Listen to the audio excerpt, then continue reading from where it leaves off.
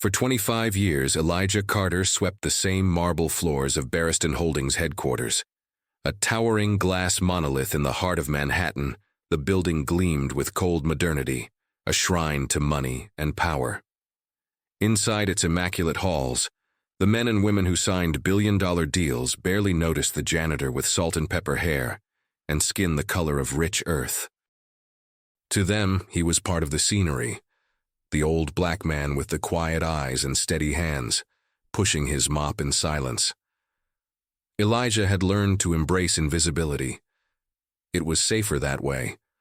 The corporate world had its rituals, and men like him, men born in Alabama in the 1950s, who came of age during a time when signs above water fountains still dictated who could drink, were never meant to have seats at the table, not unless they were serving coffee or emptying trash bins. At 67, his back ached and his knees protested with each step, but his mind was sharp as ever. Behind the worn uniform and calloused hands lay a lifetime of knowledge that no one in the gleaming boardrooms above suspected. And that, Elijah thought, was their greatest mistake. Every morning at 5:30 he arrived before sunrise, unlocking the side entrance with a key card that hadn't been updated in 2 decades. The security guards nodded politely, a few younger ones calling him Mr. Carter, though most just grunted. He made his rounds, bathrooms on the 10th, executive offices on the 23rd, boardroom on the 40th.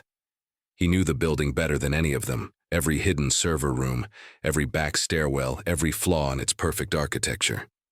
Elijah moved through those spaces like a ghost. That morning, however, something was different. A tension hung in the air like humidity before a summer storm. Executives in tailored suits whispered urgently into their phones. Assistants darted about like nervous birds. A notice on the internal monitors announced an emergency board meeting at noon. All departments mandatory. The company's stock, one assistant muttered to another, had plummeted 18% overnight following a scandalous leak. Elijah absorbed it all, his expression unchanged. He kept sweeping, kept moving. He was finishing the executive floor's north hallway when he overheard 2 men speaking by the elevators. "If we don't pin this on somebody soon, the feds will be crawling up our asses by tomorrow," one snapped. "Relax," the other replied. "We'll find a scapegoat. Hell, fire that old janitor if we have to. Nobody'll miss him." Elijah didn't flinch. He didn't need to look up to know the voice belonged to Brent Holloway, the company's chief operations officer, a man who'd once laughed in Elijah's face for daring to offer a suggestion during a power outage years ago. He swept past them silently, but his heart burned. He made his way to the building's neglected basement archives, a place few remembered existed. Decades ago, it had been a records vault, housing dusty file boxes before everything migrated to servers. Elijah had access. He always did. Inside, amidst the stale air and flickering bulbs, he approached a locked cabinet labeled Founding Documents.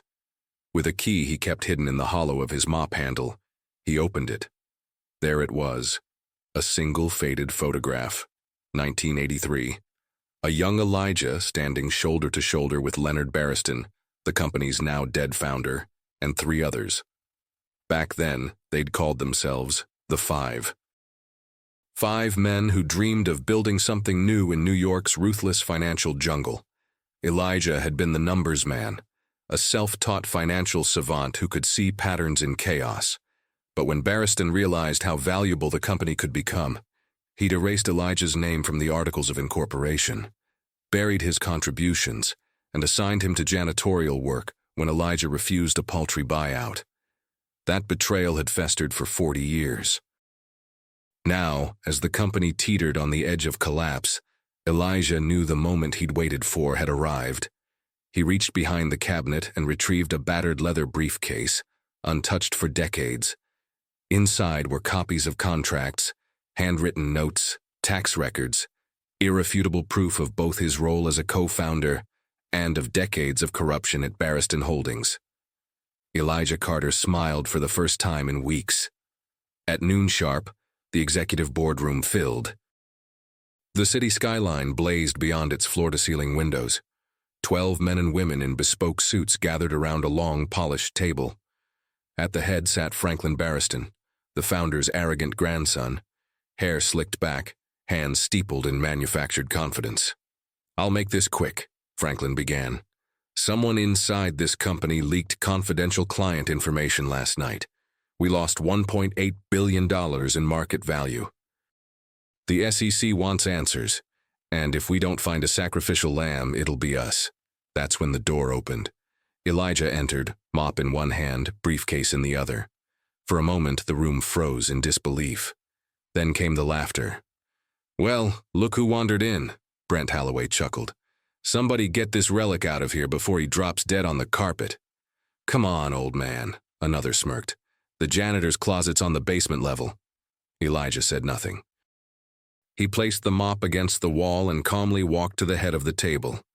The briefcase hit the polished wood with a decisive thud. "I wouldn't do that," he said softly to Franklin, who was motioning for security. "Not unless you want to see the last nail driven into this company's coffin." The room's amusement dissolved into uneasy silence. If this story of injustice and transformation moved you, don't forget to like, comment, and subscribe for more stories that turn pain into power. The silence in the boardroom stretched, thick and suffocating. Elijah Carter stood at the head of the table, his hands steady, his face unreadable. The executives who moments ago had chuckled at the sight of an old black janitor daring to interrupt their crisis meeting now exchanged uneasy glances. The briefcase, worn and scuffed, sat before them like a loaded gun no one wanted to touch. Franklin Barriston was the first to break the tension. He leaned back in his leather chair, adopting a smirk that didn't quite reach his pale blue eyes. "Mr. Carter," he began, his voice coated with the kind of patronizing civility that dripped from men born believing the world bent to their last names. "Whatever your business is, I'm afraid this is a private meeting. We'll have security escort you back to—" "I said I wouldn't do that," Elijah interrupted, his voice calm as a still pond. The words landed like a slap. Brent Holloway pushed his chair back, scoffing. "Look, old man, you've got about 2 seconds to get your ass out of this room before we call building security and have you removed for trespassing." Elijah chuckled. Not the laugh of an old man overstepping his station, but the sound of someone who'd finally reached the last page of a long, cruel chapter. He reached into the briefcase and withdrew a single sheet of yellowed paper, its edges brittle with time. "I suggest you read this before you make that call," he said, sliding the document across the table. Franklin's smirk faltered as he read the title at the top, "Articles of Incorporation, Barriston Financial Partners, 1983. Beneath the title were 5 signatures. One of them read Elijah J. Carter. A stunned hush settled over the room. The executives leaned in, squinting to read the faded ink. Gregory Marks, the company's legal counsel, paled as recognition dawned on his face. This can't be real," he stammered. "It's real," Elijah confirmed. "Signed, notarized, and filed. I kept a copy. Smart men don't leave their names to the mercy of the ambitious." Franklin shoved the document aside. "So what? You were a partner 40 years ago. That doesn't mean a damn thing now." "Oh, it means everything," Elijah said, his voice low and steady. "It means this company was founded on a lie. It means you built your billion-dollar empire by erasing a man's name because of the color of his skin. And it means every contract, every merger, every federal filing you've submitted since that day is legally compromised." Panic flickered behind the executive's eyes. Elijah pulled another document from the case, a series of internal memos signed by Leonard Barriston himself, acknowledging Elijah's role and detailing the buyout offer Elijah had refused. Attached were letters from tax attorneys and early investors, confirming his original equity share. Mark spoke again, his voice tight. "If these are authenticated, it means, Elijah cut in, that unless you want the SEC, the IRS, and every major client you've ever had crawling through your dirty laundry, you'll let me finish." No one spoke. Even Brent Holloway, whose face was mottled red with fury, stayed silent.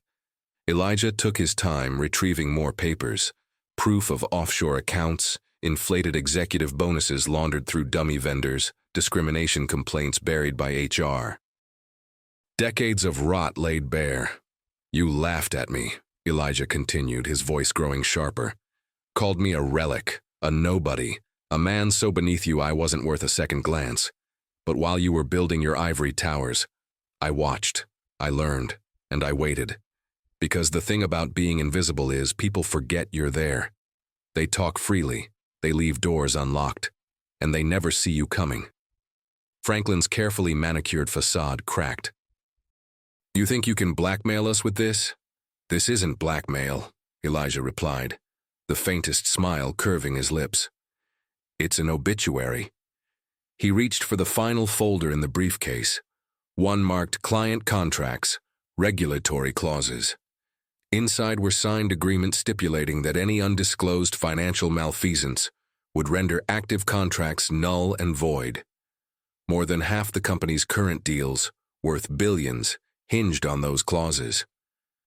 The moment this hits the SEC, Elijah said, those contracts dissolve. Your stock will crater, the board will vote no confidence, and Barristan Holdings will cease to exist by Friday. The room felt like it was shrinking. For the first time in his life, Franklin Barristan looked afraid. But, Elijah went on, his voice softening, it doesn't have to end like that. You see, I'm not here to take your seat. I don't want your titles. Never did. He straightened, his back aching but his pride taller than the skyscraper surrounding them. What I want is reparative justice. Every employee you underpaid, every voice you silenced, every candidate you overlooked because of their skin or their last name. I want them seen. I want a restitution fund established, scholarships, apprenticeship programs, and I want the names of every black and brown employee whose careers you derailed cleared, with full benefits restored. Effective today. The room stirred. Several of the junior executives, faces pale and stricken, lowered their eyes. And I want this building, Elijah finished, placing a deed transfer form on the table, to be converted into a community trust center when you fold. Somewhere young folks who look like me can come to learn business, finance, and law, to build what we were never allowed to. Franklin's jaw clenched. You'll bankrupt us. Elijah's gaze never wavered. Justice always costs more than injustice. No one laughed now. In the distance, the sounds of sirens grew louder. The SEC had arrived. The shrill wail of approaching sirens seeped through the thick glass windows of the 40th floor boardroom, turning the oppressive silence into something brittle and electric. Elijah Carter stood firm, his presence now a gravity pulling the room inward. No one spoke. No one moved. The same men who, moments earlier, chuckled at the old janitor's intrusion now sat rigid in their chairs, eyes darting between the weathered man and the pile of damning evidence spread across the gleaming table. Franklin Barristan's jaw flexed, sweat beating at his temple. This is extortion, he hissed. No, Elijah said quietly, leaning on the table. This is consequence. You're just lucky it's me in front of you and not a courtroom full of jurors. Brent Holloway stood abruptly, the chair scraping the floor, his voice tight with fury. You can't possibly think anyone's going to take your word over ours, Carter. You're a damn janitor. Elijah's eyes hardened. Am I? He pressed a button on a small, inconspicuous device from his pocket. Instantly, the wall-mounted monitor at the head of the boardroom lit up. The Barristan Holdings logo faded, replaced by a live video feed. A conference room filled the screen. Another boardroom, equally grand, but filled with unfamiliar faces. Lawyers, regulators, journalists. This, Elijah said, turning to the stunned room, is the SEC Enforcement Division, New York Regional Office. And that, he pointed as a woman in a navy suit approached the camera, is Deputy Director LaToya Green. She's been waiting for me to give her the go-ahead. Franklin bolted upright. What the hell have you done? I did what you never expected, Elijah said, his voice calm, a storm breaking after years of quiet. I made sure someone was listening. The woman on the screen spoke. Mr. Carter, we've reviewed the documents you sent this morning. The financial irregularities, fraudulent filings, labor discrimination practices, and concealed offshore accounts constitute multiple federal crimes. Based on your evidence and corroborating records, we've secured warrants for asset seizure and executive detainment, effective immediately. A murmur of disbelief rippled through the executives. Franklin's face twisted into a sneer. No one's detaining me. I have top-tier counsel and Actually, Deputy Director Green interrupted coolly. Your counsel submitted a withdrawal of representation 30 minutes ago. Seems your house of cards isn't as sturdy as you thought. As if on cue, the glass doors swung open. 2 federal agents entered, their expressions impassive, scanning the room. The agents approached the table. Franklin Barriston, Brent Holloway, Gregory Marks, you are hereby detained pending formal charges. Please stand. Franklin's protest was cut off as his wrists were secured with polished steel cuffs. His manicured hands, symbols of inherited power and untouchable privilege, now rendered useless by the click of cold metal. Brent cursed violently as he was restrained, while Gregory Marks sat pale and silent, as if aging a decade in an instant.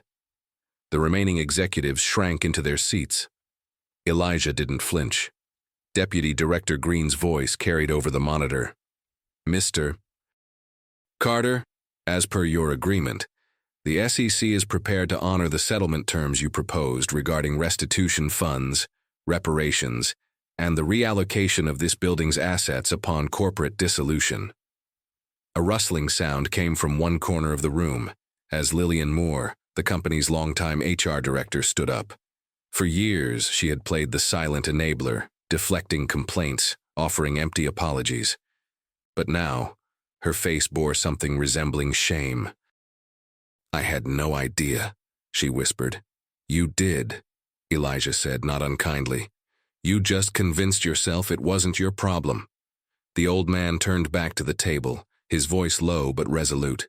For 40 years, you built an empire on the backs of invisible people. You told yourselves you were smarter, better, entitled. You were so busy guarding your gates you never noticed the foundation rotting beneath you. That's the thing about injustice. It piles up in corners, in locked filing cabinets, in ignored complaints, until one day it walks into your boardroom wearing a janitor's badge. Outside the windows, a crowd had gathered below, cameras flashing, news vans clogging the street. The world was already learning the truth. Brent spat one last insult, venomous and desperate. You think this makes you a hero, Carter? You'll still die a janitor. Elijah smiled, the kind of smile that belongs to a man who spent decades carrying burdens in silence. No, Brent, he murmured. I'll die free. And you? You'll die in chains you forged yourself. The agents led the detained executives from the room. No one else spoke. For a moment, Elijah Carter stood alone at the head of the table. The monitor flickered again, showing a message from Deputy Director Green. Final sign-off complete. Enforcement underway. Elijah exhaled a long, steady breath. The storm was here, and at long last, it was washing the city clean. He picked up his briefcase, glanced once around the boardroom where his stolen future had been bartered and sold, and walked toward the door. No mop, no uniform, just a man reclaiming his name. And as he crossed the threshold, a junior assistant by the elevators, a young black man no one had ever bothered to notice before, met Elijah's eyes and gave him a single, respectful nod. The old man smiled back. It had begun. Elijah Carter stepped into the empty hallway, the polished floor reflecting the brittle, artificial light. The soft click of the boardroom doors closing behind him marked the end of an era. He took a steadying breath, each step heavier with the weight of 4 decades spent carrying someone else's name in his mouth and someone else's dirt on his hands. But today, the old man walked taller. It was strange how a place so cold and sterile could hold so many ghosts. As he passed the glass-walled offices, he remembered the early years when Barriston Financial Partners wasn't yet Barriston Holdings, when it was a cramped backroom operation in an old garment district loft, run by 5 men who believed they could tame Wall Street. And they did. 4 of them, anyway. Elijah had been the numbers man, the unseen genius behind the projections, the financial models, the risk algorithms. A self-taught savant who'd grown up in Montgomery, Alabama, and learned to read balance sheets before he could legally vote. Barristan Sr. recognized it immediately.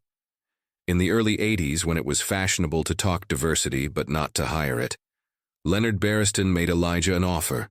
Partner status, real equity, real power. They built it together, day and night. Elijah still remembered eating takeout off crates, working spreadsheets by hand under flickering fluorescent lights.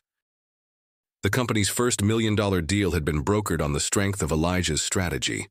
But when success came, when the New York investors lined up and real money arrived, Barristan panicked. There's no way. Elijah remembered the exact words, spat out by Leonard one late night after drinks. The board will accept a black man with a partner title. Not at this level. And so, the erasure began. They offered him a settlement. A single check, a pittance compared to what he'd built. When he refused, threats followed. Leonard promised to bury him, to blacklist him from every financial institution in New York. And in those days, the system made good on those promises. Elijah's name disappeared from the records.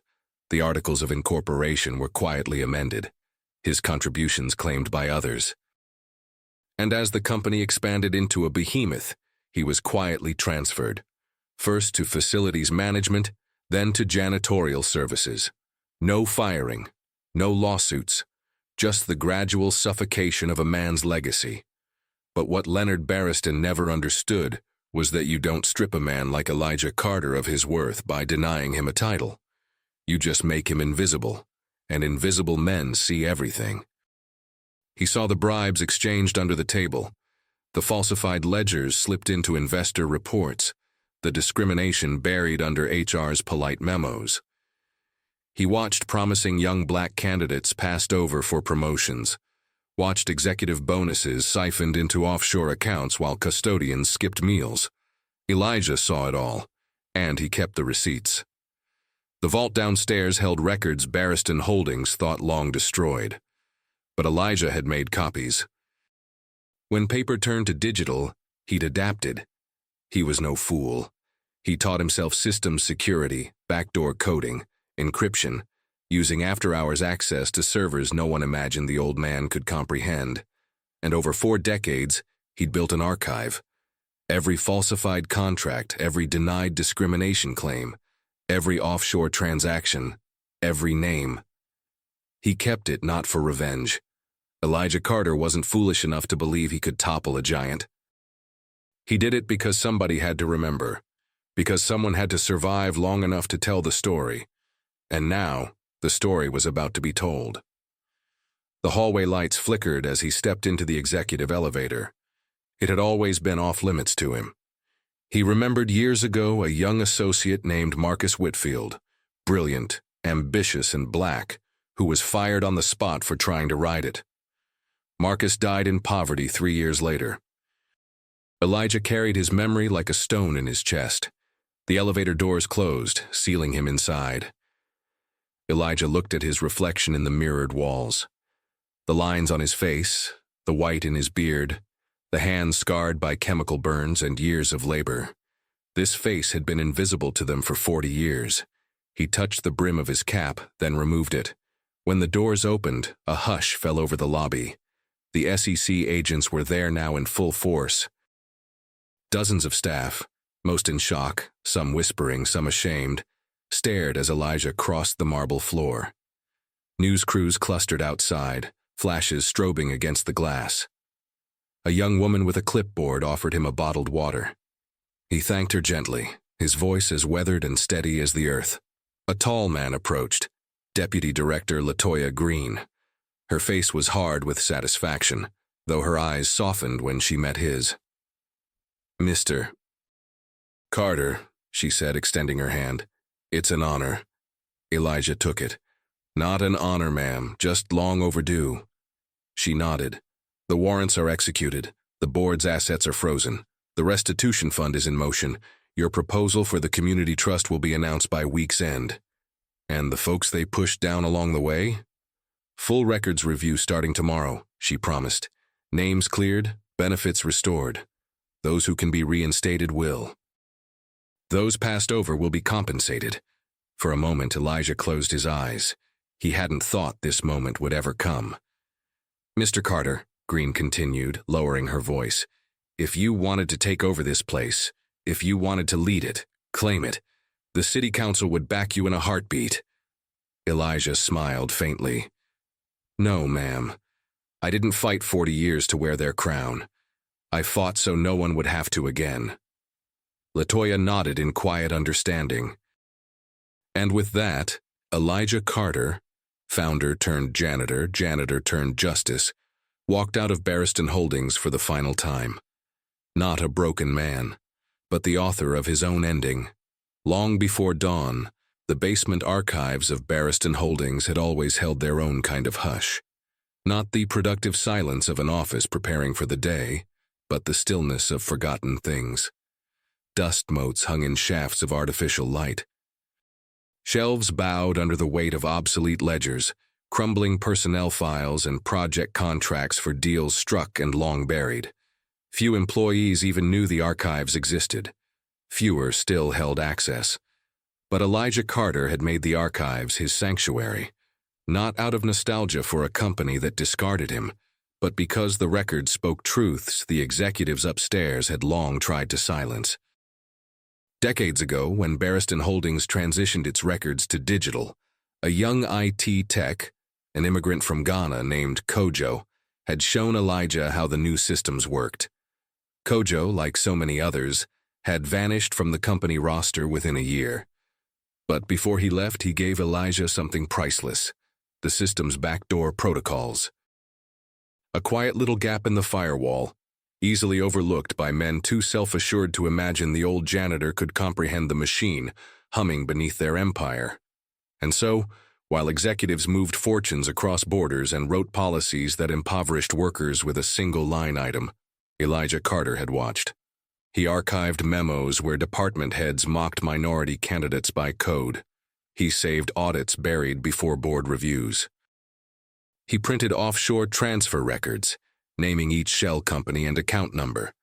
But what Elijah kept closest, hidden in the deep lockboxes of the basement vault, were the personal correspondences of Leonard Barristan himself. The founding father of the company, worshipped by the Wall Street elite, had left a paper trail far sloppier than his successors: racist diatribes in margins of meeting notes, handwritten agreements to underpay contractors from immigrant communities, promises to bribe local officials for zoning approvals in neighborhoods they planned to gentrify and gut. One document in particular made Elijah's stomach knot every time he read it: a contract signed in 1983, outlining the deliberate erasure of his own name from company records. It hadn't been subtle. To protect company optics in light of potential IPO scrutiny, it read, "The board has unanimously agreed that Mr. Carter's partnership stake shall be quietly rescinded through strategic personnel reallocation. A severance will be offered. His presence must no longer appear in external communications." Elijah had never taken the severance. He hadn't taken their silence either. Instead, he had amassed a dossier that could dismantle the company's veneer of legitimacy in a single afternoon, which was exactly what he intended to do, but he hadn't gathered it alone. In secret corners of the company, Elijah had found allies.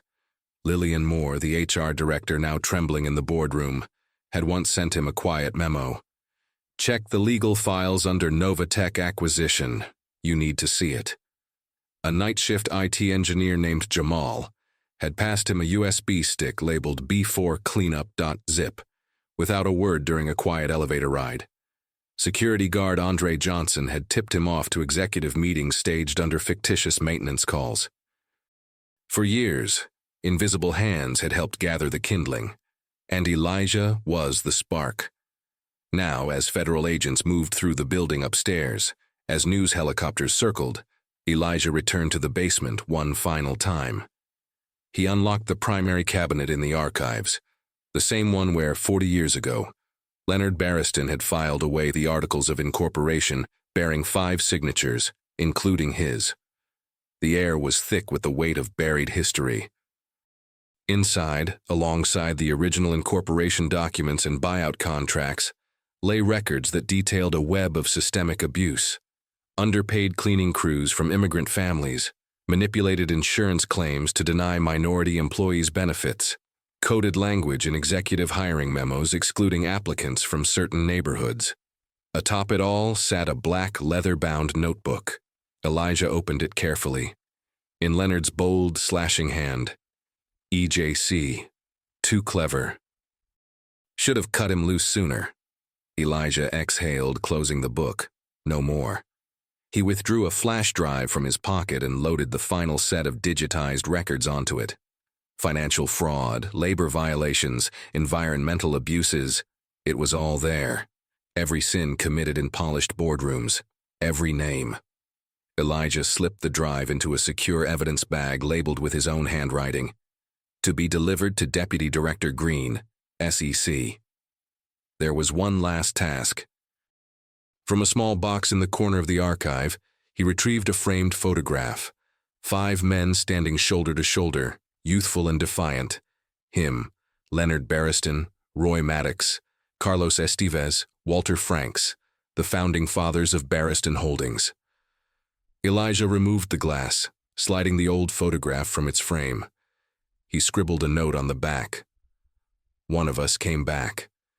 Then he left it propped against the emptied vault cabinet. As he turned off the lights, he looked around the basement one last time, not with sorrow, but with a clear, unflinching sense of completion. The ghosts could rest now, and so could he. As Elijah Carter emerged from the basement archives, the late afternoon sun cast long shadows across the city skyline.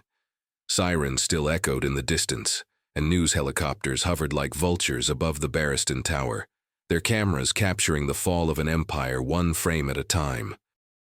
Inside the building, the last of the detained executives were being escorted to waiting federal vehicles, their silk ties askew, faces pale and stunned. But for Elijah, the true reckoning wasn't in those arrests. It wasn't in the press conferences or frozen accounts.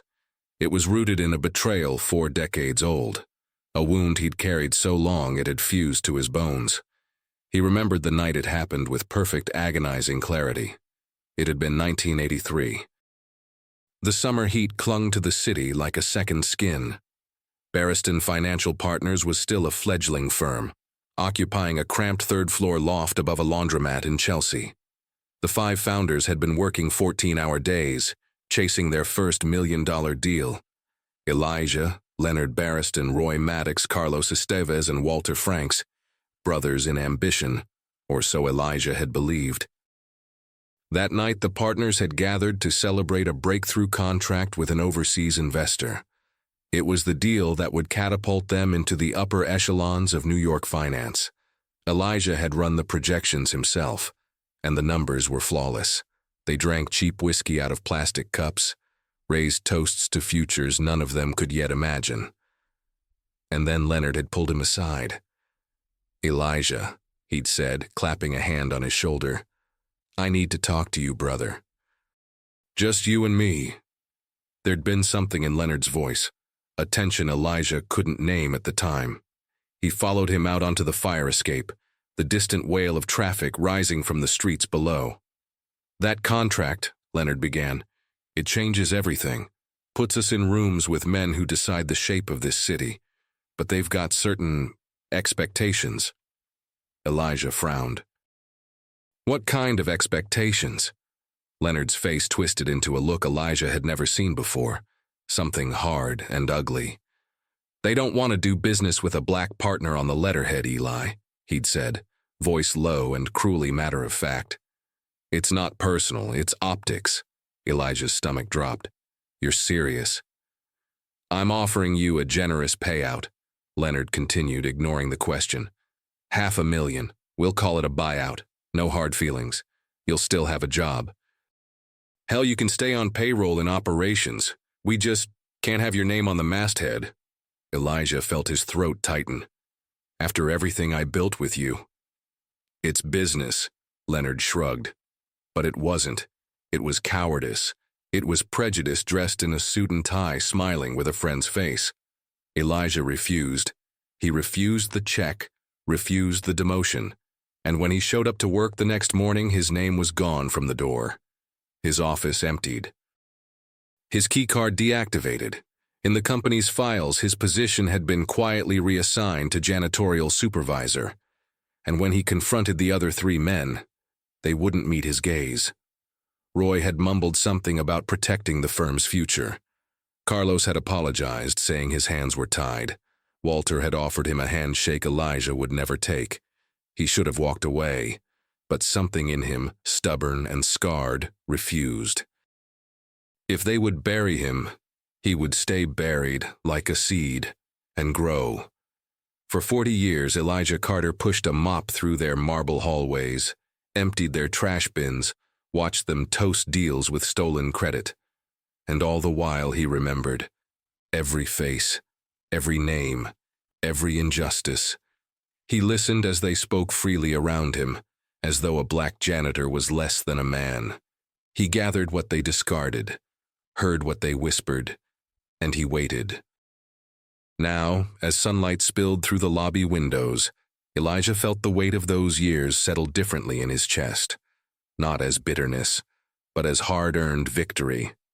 He was met by Deputy Director Green near the revolving doors. She handed him a small envelope. "The restitution fund agreement," she explained. "Your name's on it, as founder." Elijah nodded. "It should have been there all along." "Now it is," she said quietly. And then she added, "The city council wants to offer you a civic commendation." Elijah let out a soft chuckle. "Tell them I'll consider it. After they pass that community business grant proposal they keep stalling." Green smiled. "I'll see what I can do." Behind them, a reporter shouted Elijah's name. "Mr. Carter, did you ever think you'd live to see this day?" He turned to face them, the cameras, the stunned onlookers, the justice long denied. "I always knew the day would come," Elijah said, his voice steady. "I just didn't know if I'd be around to see it." And then, without fanfare, he stepped through the glass doors and into the summer air. The man they tried to erase walking freely into history. The aftermath unfolded with the swiftness of a storm, long gathering at the horizon. Within hours of Elijah Carter's departure from Barristan Holdings lobby, the story had broken nationwide. The fall of a corporate titan wasn't just news, it was spectacle. Cable news anchors, radio pundits, and social media feeds exploded with the headline, "Founder Erased, Elijah Carter Topples Barristan Empire from Within." Every major financial institution began scrambling to sever ties. Contracts were suspended. Legal teams filed for emergency injunctions. The New York Stock Exchange halted trading of Barristan Holdings shares at 2:14 p.m. A catastrophic plummet had shaved 68% of the company's market value in less than a day. But those were just the visible consequences. The true rot lay deeper, in the tangle of quiet deals, backroom arrangements, and invisible policies that had made Barristan Holdings a model for exclusionary wealth building in the financial sector. Federal investigators, armed with Elijah's meticulously cataloged evidence, fanned out through the company's offices. They unearthed forged tax returns, vendor fraud schemes, and decades of manipulated audits. Offshore accounts under false names led to shell corporations that existed solely to launder executive bonuses and embezzle from employee retirement funds. Perhaps the most damning discovery was a confidential memo chain labeled Project Glass Ceiling. Its content was explicit.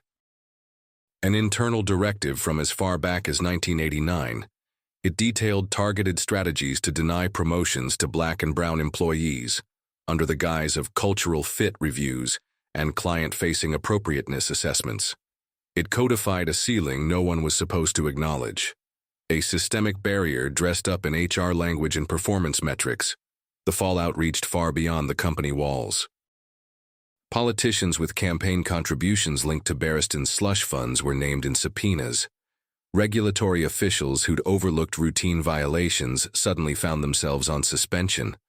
Other firms that had mirrored Barristan's hiring and contracting practices scrambled to conduct internal audits, terrified they'd be next. For the first time in decades, New York's financial elite faced the terrifying realization that someone had kept the receipts. And his name was Elijah Carter. Within days, former employees came forward. A woman named Geneva Price, who'd been denied maternity leave and quietly fired after raising a harassment claim in 1994, spoke tearfully to reporters about the settlement she was forced to accept. Jamal Bennett, the night shift engineer who gave Elijah his first backdoor access to the servers, appeared on live television, confirming years of whispered racism and buried complaints. Even Lillian Moore, who had looked the other way for so long, requested immunity in exchange for corroborating testimony. The city's most revered institution of finance had become a cautionary tale. But it wasn't just about financial crime. It was about the culture, the unspoken rules that determined who got to rise, who was perpetually passed over, and who was invisible. And for once, those rules were being torn out by the roots. Meanwhile, inside the converted legal offices of the SEC task force, Deputy Director LaToya Green met with Elijah Carter. The room felt different now. No longer the private place where conspiracies brewed, but one where truth was being sorted from wreckage. "I wanted you to see this," she said, sliding a file across the table. Elijah opened it. Inside were names, dozens of them, employees overlooked, demoted, or fired under Project Glass Ceiling. People he'd known in passing. Janitors, receptionists, assistants, mailroom clerks, and others he'd never met but whose fates had been dictated by the same machinery that tried to crush him. Green pointed to the bottom of the list. "We've already reached settlements with several. Restitution funds are in place. Employment bans have been recommended for complicit executives at every level." Elijah nodded slowly. "It's a start. A damn important one," she agreed. "We've also reopened discrimination cases at 4 other firms. Looks like Barristan's policies weren't unique." He smiled, the weight of a lifetime loosening in his chest. "Never are." Green hesitated, then added, "You should know. We found correspondence between Leonard Barristan and board members at Stonemore, Lockridge Capital, and 2 others. Same practices, same language." Elijah's jaw clenched. "Then you know what you have to do." "We do," Green assured him. The city buzzed with it. Wall Street's old guard, which for decades dismissed complaints and warnings with condescension, now faced reckoning. News outlets dubbed it the Carter Effect. Universities began drafting new case studies in business ethics courses. Civil rights groups organized rallies not of outrage, but of resolve. And while CEOs hid behind crisis PR firms and hedge funds reshuffled leadership boards, one quiet figure declined every interview request. Elijah Carter didn't want the podium. He had no interest in becoming a celebrity revolutionary or a corporate savior. His victory didn't need branding. He just wanted the next Elijah, the kid stocking shelves in a corner office's pantry, the young woman buried under entry-level titles she outgrew 5 years ago, to have a fighting chance. And now, maybe, they would. By the end of the week, Barristan Holdings no longer existed in the form it once had. Its towering glass headquarters, which for decades had been a symbol of untouchable privilege and ruthless capitalism, stood hollow. The company's once proud insignia was stripped from the front of the building. Its marble floors, once scuffed by Elijah Carter's mop, gleamed under the harsh glare of television camera lights and forensic auditors. An empire built on buried sins had fallen. The federal task force had moved swiftly. The board of directors was formally dissolved, with federal trustees assuming control of what assets remained. Trading on the stock was suspended indefinitely, leaving investors scrambling to salvage what they could from the wreckage. Shareholders filed class action suits against the company, its executives, and even its estate heirs. Banks that once scrambled to lend to Barristan now froze accounts. Creditors pounced. But the real damage wasn't on the balance sheets. It was in the reputations and the whispered corridors of the city's most powerful institutions. For years, Barristan had been the crown jewel of Manhattan finance, a name spoken with deference in elite social clubs and Ivy League recruiting events. Their executives sat on non-profit boards, served as university trustees, and funded political campaigns. Now their names were synonymous with corruption, discrimination, and systematic human erasure. The remaining executives who had managed to avoid immediate detention were forced to resign in disgrace. Franklin Barristan, once groomed as the heir to his grandfather's legacy, faced not just financial ruin, but criminal indictments. His image, once plastered on magazine covers, now appeared alongside words like embezzler, conspirator, and racist profiteer. The fall was swift and irreversible. As the last moving trucks hauled expensive art and relics from the executive suites, the building's fate was sealed. The New York City Council announced that the structure, once a fortress for the elite, would be converted into the Elijah Carter Business Equity Center, a public institution dedicated to minority entrepreneurship, financial literacy, and economic justice. Elijah hadn't asked for it. But when Deputy Director Green approached him with the proposal, he'd accepted with one condition. "It ain't a monument to me," he'd said. "It's a bridge for the next one in line." And so what had once been a symbol of exclusion would now house community-led investment funds, legal aid for underrepresented entrepreneurs, and business incubators for young Black and brown innovators. The official unveiling was set for later that year. It was already being called a landmark event, but Elijah didn't care for ceremonies. He found his satisfaction elsewhere. On the evening the building was officially shuttered, Elijah returned to the block alone. He stood on the sidewalk across from the now vacant tower. Its mirrored glass reflected the city skyline, but for the first time in decades, it no longer reflected him as a nameless figure on the margins. He wasn't a ghost anymore. A group of former employees, custodians, clerks, mailroom attendants, gathered nearby, exchanging bittersweet laughs and stories about the days when they'd worked under men who barely knew their names. They noticed him, and one by one they approached. Andre Johnson, the security guard who once gave Elijah discreet warnings about executive meetings, was first. "You did it, Mr. Carter." Elijah smiled. "No." "We did." Others followed. Geneva Price with tears in her eyes, Jamal Bennett with his son at his side, even Lillian Moore, her face etched with regret, but softened by gratitude. It wasn't an official gathering. No speeches, no press. Just survivors of a rigged system, reclaiming a place that had denied them space for so long. They toasted with styrofoam cups filled from a street vendor's thermos. "To the invisible ones," Geneva said softly, raising her cup. "To the ones coming next," Elijah added, and as night fell, the tower stood dark, stripped of its opulence, its legacy rewritten by the very people it had tried to erase. In the distance, the city hummed, 1,000 other towers rising and falling, 1,000 other stories waiting to be told. But for this one, justice had finally spoken, and it sounded like Elijah Carter's steady, weathered voice. The official fall of Barristan Holdings made headlines for weeks, but for those who had lived its inequities, the truest form of justice wasn't in the court rulings or asset seizures. It was in what came after, when those once locked out were finally let in, and when the system that fed on their silence was forced to answer for its trespasses. Elijah Carter, however, wasn't interested in revenge dressed as reform. He declined every corporate board invitation, every media profile, every glossy interview pitch from magazines desperate to paint him as a scrappy underdog success story. The same institutions that once discarded men like him now clamored to claim him. But Elijah understood better than most. Real power wasn't in what you held, but what you refused to let claim you. He met instead with young organizers, community leaders, and activists. He listened more than he spoke, watching the next generation navigate the same battles, armed now with the names of those who came before.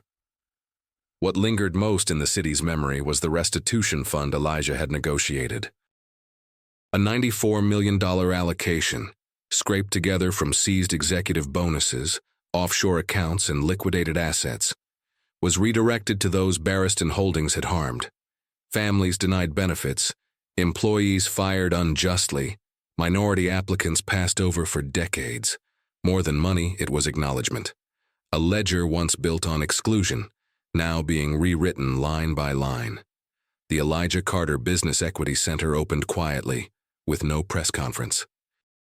Its glass doors welcomed students, working-class families, and those the financial world had long called too risky. Inside, workshops on entrepreneurship replaced executive-only suites. Legal clinics occupied offices where discriminatory hiring memos were once drafted.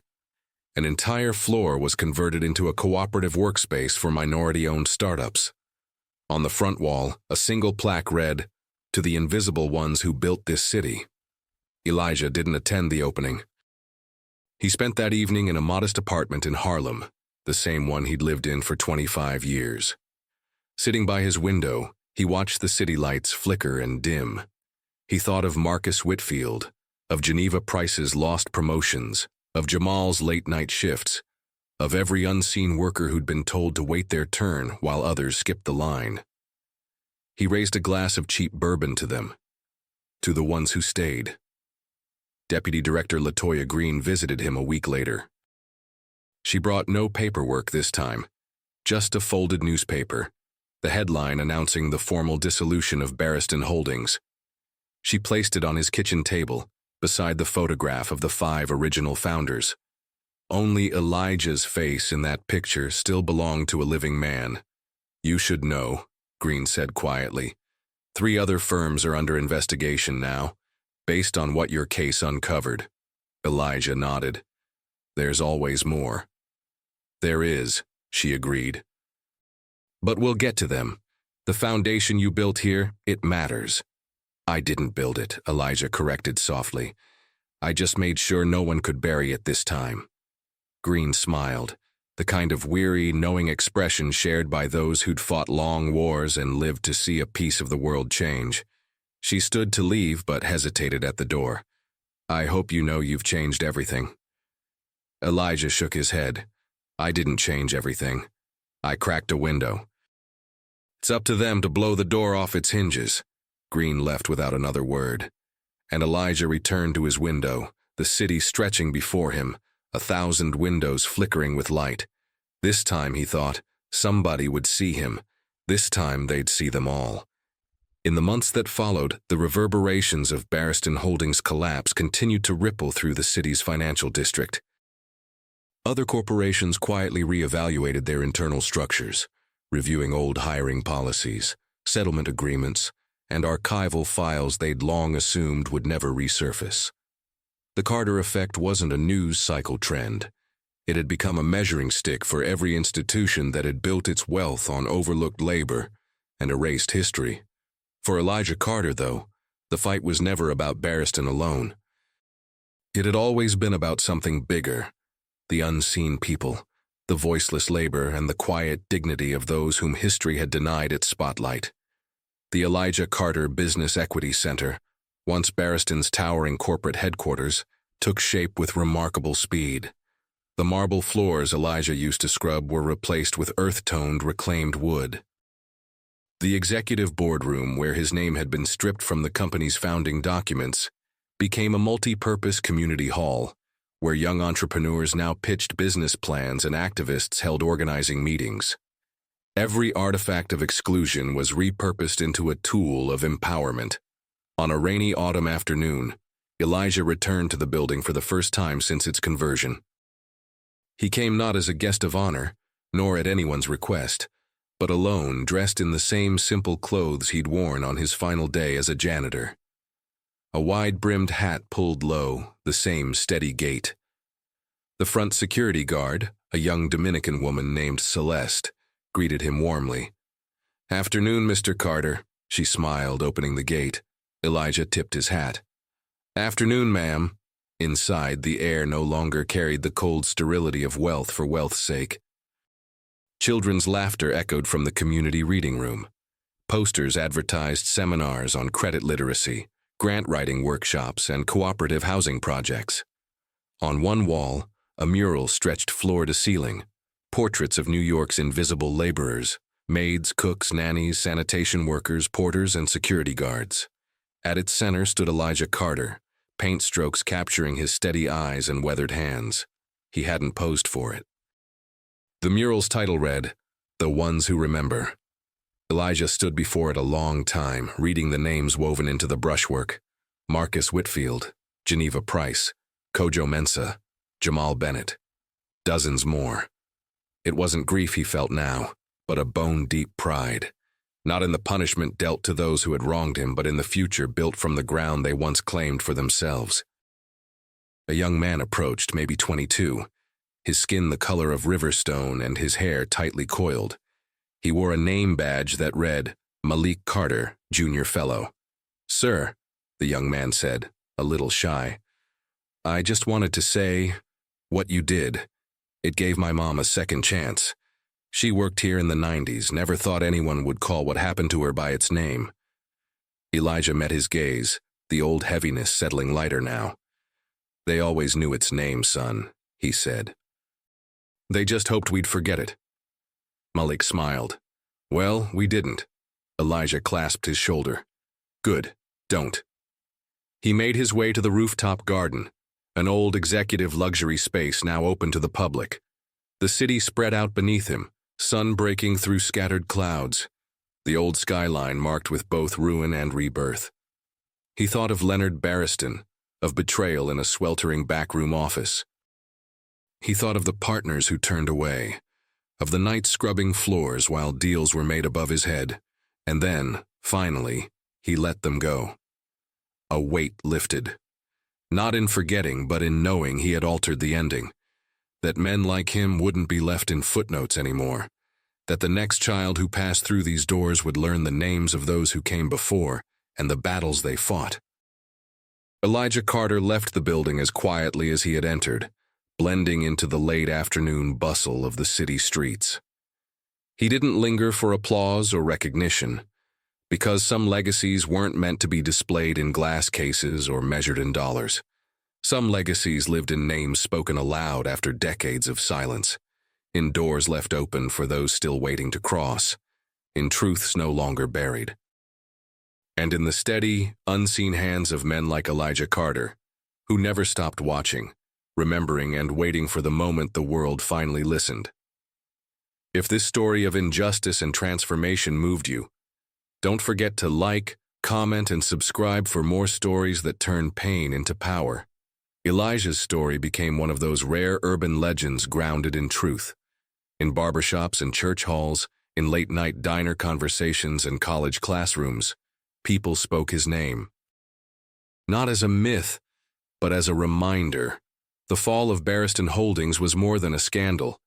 It was a rupture, a signal to the old powers that invisibility was no longer a shield they could hide behind, nor a weapon they could wield without consequence. Elijah Carter, however, never sought fame. He remained in Harlem, visiting the Business Equity Center now and then to mentor, to listen, to sit quietly in a garden that once excluded men like him. The city changed in subtle, relentless ways because of the standard he'd set. Other names surfaced. Other towers trembled. And the people who had long felt voiceless realized, perhaps for the first time, that sometimes the slow, steady voice that refuses to die out is the one that finally breaks through. A voice that sounds like Elijah's, not bitter, not desperate, just steady, unyielding, and heard. The world would forget Franklin Barristan's name. It would forget the suits and the fortunes, but it would not forget the old black janitor who walked into a boardroom, made the world remember what it owed, and then left without asking for thanks. Because some revolutions are quiet, and some revolutions wear work boots.